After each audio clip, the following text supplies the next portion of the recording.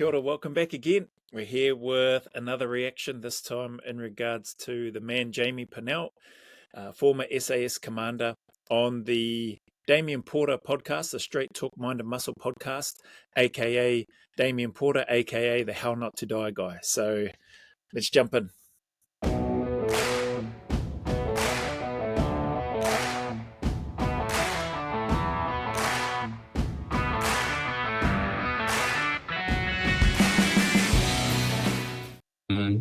So I grabbed a small group. We sort of arranged ourselves a bit better, and at that point we were doing the planning to reorientate ourselves in a new direction. Was kind of a weird feeling. It was, we've all been in flow before when we're, fully in the present moment and getting after it. But this one was, I all of a sudden found myself calm. Like I was as calm as like I was almost like sitting on a couch, having a cup of tea, watching a movie. Like heart rate was all the way down, completely calm. I could see everything. It's a little bit strange to think about, but I could see everything in 3D. I could hear and see everything below me. I could hear and see the rounds impacting on the roof and then going off the roof, shooting at the helicopter, the sniping platform that we had above the building with our guys in it. This is cool hearing this and hearing Jamie speak about this. I have heard and seen snippets of this before where Jamie's talking about this flow state that he's in. I've not experienced anything like what he's describing personally, but hearing that, it just makes me wonder what this thing, the top 2 inches or this thing between our ears, what it's capable of, Like what he's describing, what he could see, being able to visually see things in 3D, being able to hear and see the rounds impacting on the roof. He's nowhere near the roof. He's still in that stairwell from memory, from where we're up to, and what's going on. And he's as calm as his heart rate, he's consciously aware of, is way down. And it's as if he was, relaxing, sitting down, having a cup of tea and just taking everything in. That's amazing. That's incredible considering the events that have been happening. So bear in mind, Stephen Askin has just been in contact directly, close with the person who he dropped, but then that person got up, ran upstairs. A grenade has come down, is attached to a little piece of string, following Steve and jumped, and it's fragged him a bit in the back and that as well. The need to then, they were taking heavy fire, then the need to put covering fire, then the need to try to get Steve back towards them, to regroup, to pull back a little bit. It's amazing that Jamie's had, I don't doubt for a sec that this is what's happened, because he's just been able to articulate it so well. But it's amazing that can happen during that environment and to that level, I guess, is what I'm getting at. I've seen people remain extremely calm. I've been fortunate, I don't know about extremely calm, but I was able to stay focused and calm enough for what I needed to do when I've been in contact on operations. And so hearing this level though, and this is like another level again of anything that I've been involved in, the calmness and the flow state that is there just really makes me wonder what we haven't tapped into, what I haven't tapped into in terms of my brain and its functioning and all that sort of stuff. Pretty amazing. And it just made decision making really easy. I was always one step ahead of myself. I could, something would come up and I'd make the decision very quickly. I didn't have to think about it. So that was like being in flow on steroids, if anyone's been in that situation before. So made our way across, took a small group of the blades, and we made our way across the other side, went up the fire stairs, got to the top, asked for some reinforcements from the CEO if they could give us those. So just for those, in case you didn't hear, when he said he took the blades and they went upstairs, I think was the term that he used. Blades, term that's used for guys that are badged operators within the SAS. So if anybody not familiar with that term, that's a common term that's used within the unit, within the SAS units themselves. I have to admit, I've heard it more so used within NZ and 2-2. I never really experienced it or heard it used much in the Australian regiment.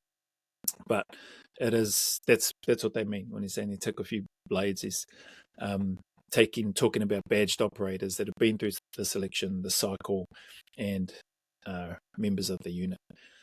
But when he said if anybody's been on that like flow state on steroids, I have definitely never experienced anything like what he's spoken about. The ability to make those decisions, I think he mentioned being able to be one step ahead or being one step ahead. So when things happened and he needed to make a decision, it was just instant, is the impression that I get.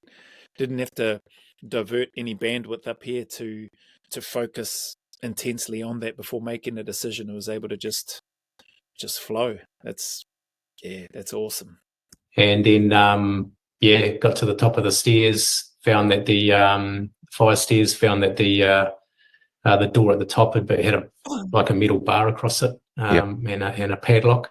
So we really only had, again, we weren't prepared for this because nothing like that big had happened. So we didn't have like a bag full of snib charges and, all prepped and ready for this type of operation where we were organised to, basically hitting compounds. And so the explosives we had were really only for that. We had an external charge that we were carrying and a couple other little bits and pieces of charges. So we put the external wall charge on there. It's got to came back down. Well, in a confined space too. So you got to do what you got to do. Went down a couple of flights of stairs. Well, I think it was just one flight of stairs, so we could get the blast going over the top. The overpressure would still obviously drum through our bodies as it does. And then I just did a quick brief to the boys, bit of a battle brief, and it was a little bit of swearing and that kind of thing. But my parting shot to them was, whatever's up there, just drop it. And I'll see you on the other side. But the comms that we're getting back through headquarters from the ISR platform was that there was multiple shooters on the roof. And they couldn't quite get a bead on how many there were because they kept disappearing in and out of the elevator mechanism room and hiding under these satellite dishes and stuff like that. So just hearing that, the lads are getting ready to storm this roof from what I'm picking up, from what I'm hearing. Hopefully I'm on the right track. They've come across this door. It's got a bar in that across it and a lock. They're about to, they're placing their charge to blow that thing, because that's what they've got. But they, like you said, they weren't prepared. They weren't carrying like a whole bunch of snip charges or anything that they could use to attack the parts of a door to make entry better or more effectively. And the overpressure within that confined space, it is going to ring through their bodies with what they're about to do. But also his parting shot to his team, to the blades there getting ready to go storm that roof and take it on and confront whoever's up there. Whoever is on the roof to drop them, they are enemy. They're getting the ISR, the Intelligence Surveillance Reconnaissance reports and updates, which is telling them that there are multiple shooters.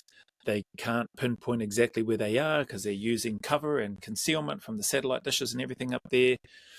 They're getting all this information real time, very, very fast, and they're primed. They're getting ready. They know that this is where the rubber meets the road. They're going up onto that. This is what they've trained for and prepared for, not for this specific event, but things similar to, and having the ability, the bandwidth, the intelligence, the skill, the practical skill, the tactical skill and strategic skill to be able to, knowledge and experience to be able to adapt on the fly and then take this on. You listen to it, I listen to it and think, man, this is hectic. This is hectic. And they're getting ready to do the business up on the roof where the enemy are. We really didn't know what we had no idea. So it was just going to be one of those things, again, fly by the seat of your pants. So gave them the brief. I said, are we good? Everyone was good. Gave the standby go.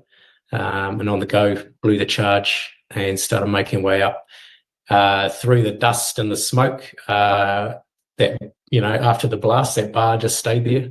No. yeah. Don't ask me how it stayed there. I don't know what it was made of. Titanium stuck to I have no idea. We're all surprised anyway, so we all had to duck under that. Before that, we threw a couple of grenades out first just to clear a bit of space because we're below, the roof level, just to clear space. Started making our way up, and then we got into an extended line and then started moving forward. The helo sniping team that were part of our group, they'd done a good job. They'd engaged, I think, two or three prior to us turning up. And then, so we moved out onto the roof, started making our way across. There was a guy that was underneath the satellite dish. We engaged him, but he'd already been knocked over by the helo sniping group. In front of us was the elevator mechanism room, so it was quite big. That controls the elevators up and down the building. We sort of went left and right of that, split into two groups. And then as soon as the left team sort of made their way around the left side, they started getting engaged by one of the terrorists that was seen behind the elevator mechanism. So he got into gun battle with him. Myself and one other started making our way around the other side. And it was at this point that the guy that was behind the elevator mechanism room must have knew his time was up. Because as we started approaching, coming around, he just basically clapped himself off. So it was a massive explosion behind the elevator mechanism room there. Hey, I'm glad that dude clacked himself off because, like Jamie said, the guy must have known that feeling of inevitability. The lads are coming. They're in good position. That person's pinned down. He knows he's going to get flanked. And the lads are going to clean them up or tune them up once they get around to a position where they can. Feeling that, and he was clearly there, ready to die anyway, with the suicide vest on, as it is, and did the deed and hit the clacker, and that was the end of that. But man, this is hectic, chaotic. Credit, man, respect to the helo sniping group. The operators must have been some of the blades that were in there, part of that helo sniping group as well. Incredible job. Would have not been easy because they're a big buzzing target themselves up in the choppers, but highly skilled, So their ability to neutralize at least a few of those threats for the lads before they get up there, every little bit is going to help, So, man, full on. What's happened here, and also what's going through my head, it doesn't need to be blown up to anything more, you can just get a sense of the gravity of this situation and the everything leading up to, then them being up on the roof, then fanning out into extended line, or that bar first that bloody somehow didn't go. I think he said titanium, must be vibranium or something from bloody the Avengers. It was still stuck there. Grenades to clear a bit of space, to ducking underneath, to then fan out, to then start sweeping and clearing. Man, with everything going on, it's amazing, the work that these guys have done. Cleared inside that shed and went round to the other side of the building there, the northern side. Checked the guy was killed on top of the northern stairwell, which we cleared earlier. That was all good. And then I got comms from below that there was a fire on floor 5. And so we're floor 5 function room, which was just below us. So we're standing just above it. And so I looked over and I could start seeing flames lapping over the top of the roof there. So I said, okay, cool. Let's do a hasty evacuation out of here.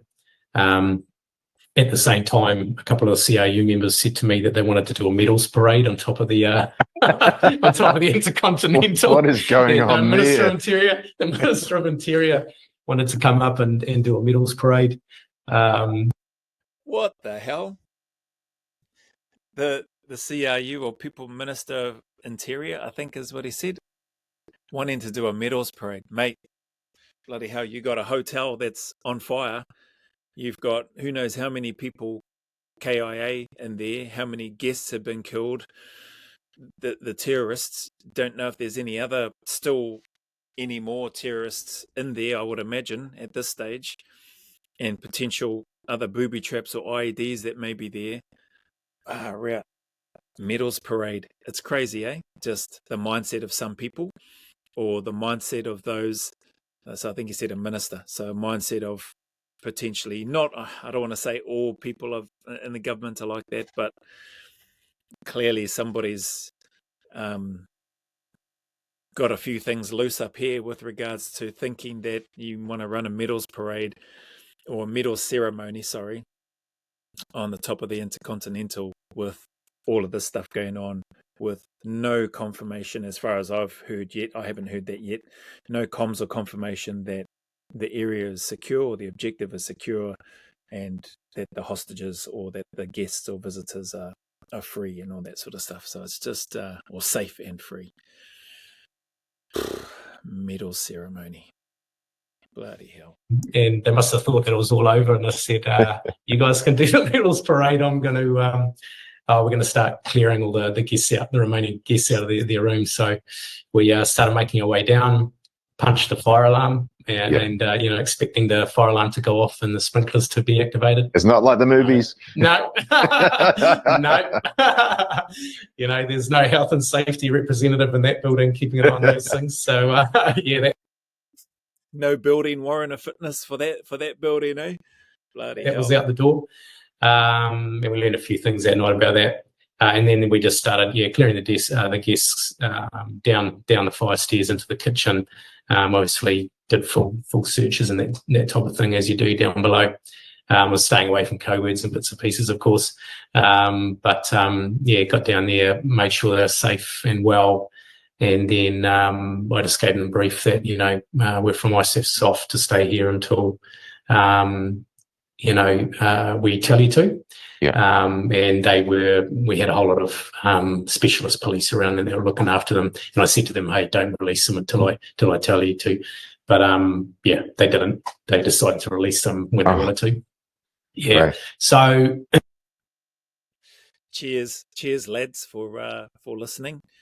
Don't release them until you're told to. Yeah, we're just going to release them anyway.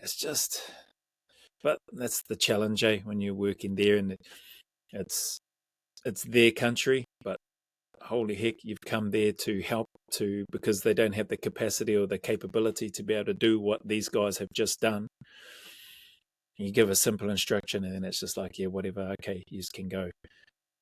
At your own risk, man. I mean, you don't know who's in that group and who may be still part of the enemy party or the terrorists, for that matter, with regards to this event that's been taking place, and you've just decided to let them go. Far out. At that point, we just had a quick pause, and then a couple of the guys went back up to floor 5 to see if they could make entry and get people out. But it was just full of smoke, and obviously we don't have the equipment to deal with that.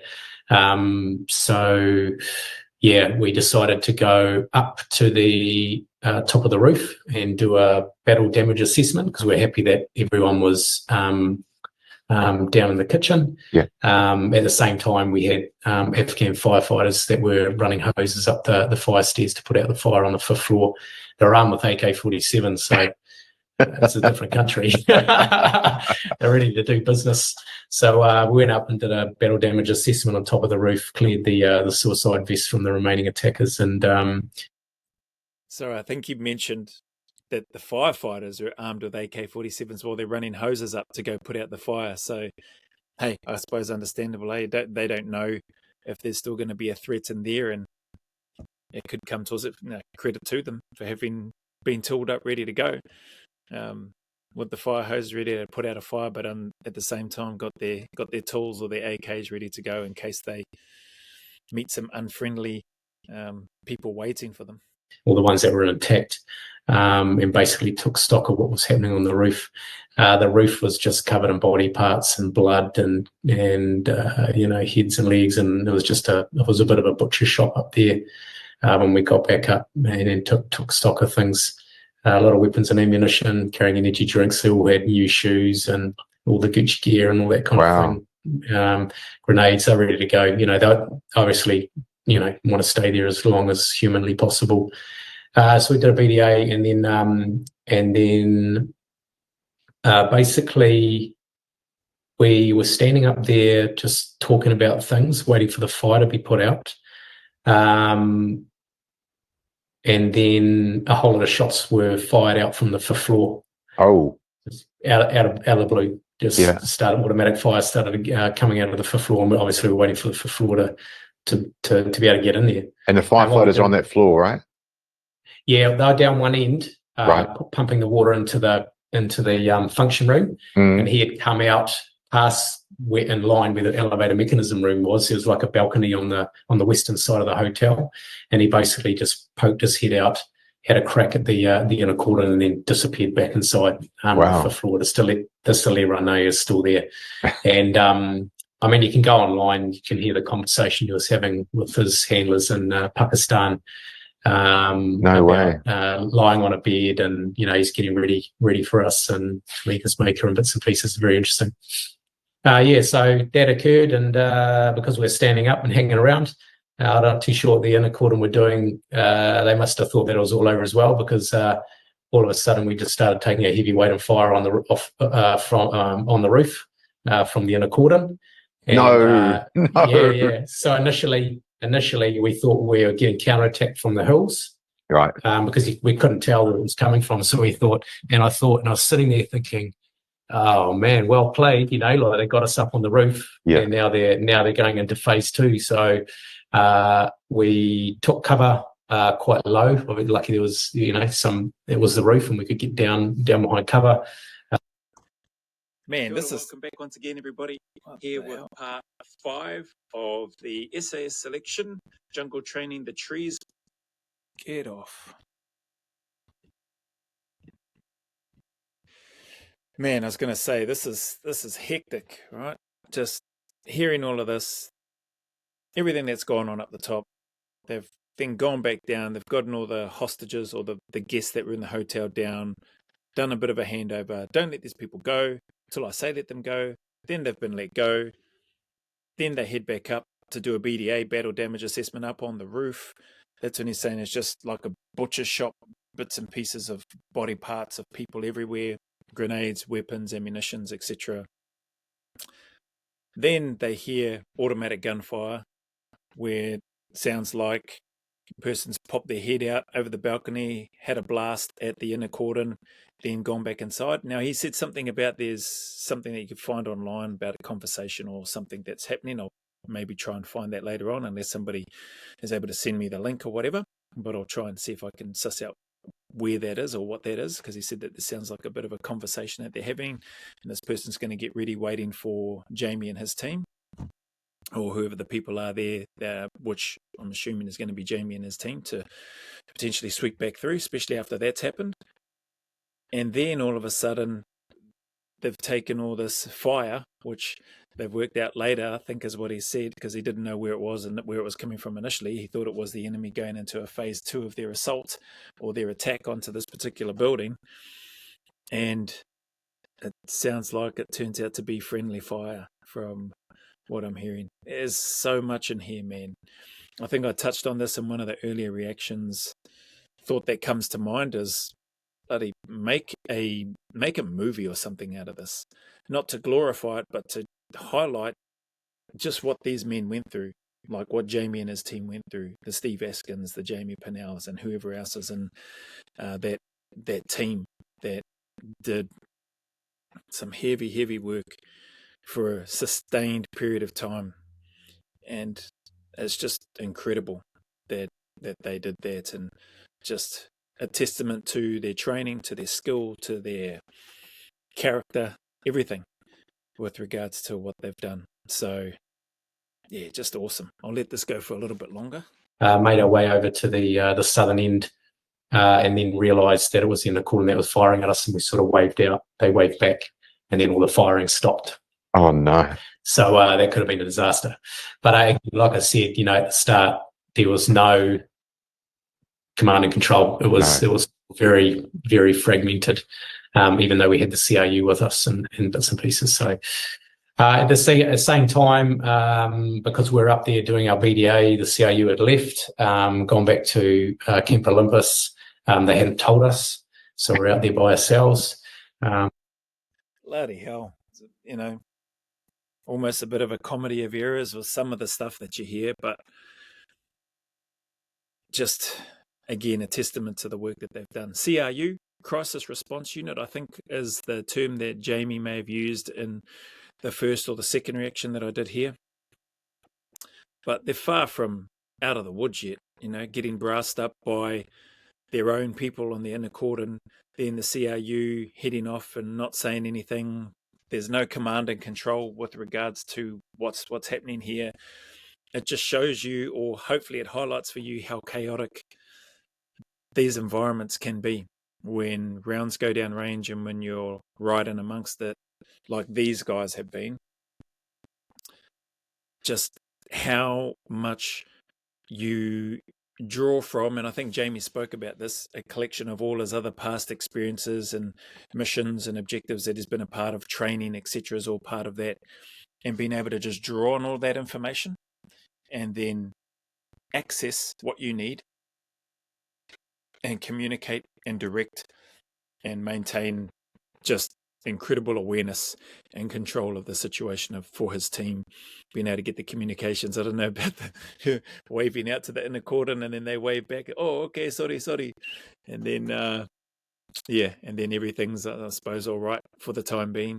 You've still got this other terrorist on the 5th floor, I think, by the sounds of things.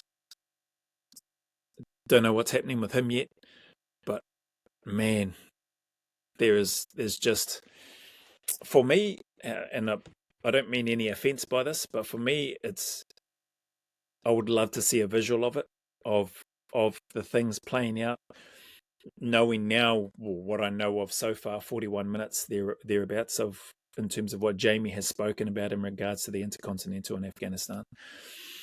And yeah, I would like to see it played out in terms of whether it's a documentary or whether it's a movie, whatever, as close to real or as realistic as they can make it without blowing or flowering anything up to try to make it more extravagant or whatever. Just let it run its course as it is. It's already, Lincoln, this is already epic listening to what this situation is and has been up until this point. So anyway, I'm going to park and leave this one here because this is nearly 30 minutes. Really enjoying listening to Jamie speak. He gets into a bit of a flow state as well when he's speaking, and so I'm trying to find those opportunities where I can then pause it and then have a bit of a spiel. Love the way Damien lets it flow, interjects appropriately wherever he needs to, or adds a few words here and there, but clearly skilled at what he does, and enabling and allowing his guests to share and tell what's happening, and in this case, Jamie. So really grateful for that. Grateful for you, Damo, and what you do in the Straight Talk Mind and Muscle podcast, the How Not to Die guy. So Damien Porter, check him out. Like, comment, subscribe on his channel if you haven't already. I know that will mean a lot to him as well, and supporting him and his channel. Mr. Pennell, legend. I'll come back to you and do some more of this particular piece. And thank you for your service, brother, you and your team. Thank you for the book. I haven't read your book yet, but I will get to it. And thank you for sharing the events, or this particular event, in terms of a small snippet of your service within the New Zealand Special Air Service Regiment. So appreciate you guys. From here, from me, as always, anybody going through any challenges or trials, any struggles or difficulties, just know that you're not alone. Know that every single person is going through those, maybe not the same, but is going through challenges, struggles, and trials themselves. So you're not alone. The sun will shine again. Keep turning up, stay consistent, stay disciplined, stay in the fight. Remember, go always a little further, and who dares wins. And as always, from me to you, a big mana wave. Until the next video.